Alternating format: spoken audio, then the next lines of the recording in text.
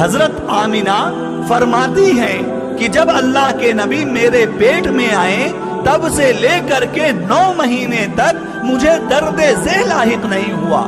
اور درد ذہ اسے بولتے ہیں کہ جب بچہ پیٹ میں ہوتا ہے تو ہر ماں کو ایک تکلیف ہوتی ہے، پیٹ میں درد ہوتی ہے.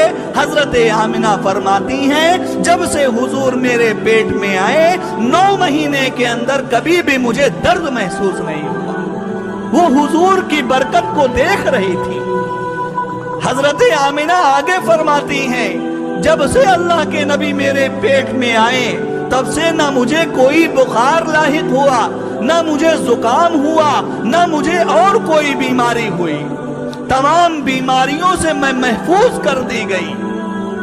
یہ اللہ کے نبی کی برکتیں تھیں جو حضرت آمنہ اسے حاصل کر رہی تھی.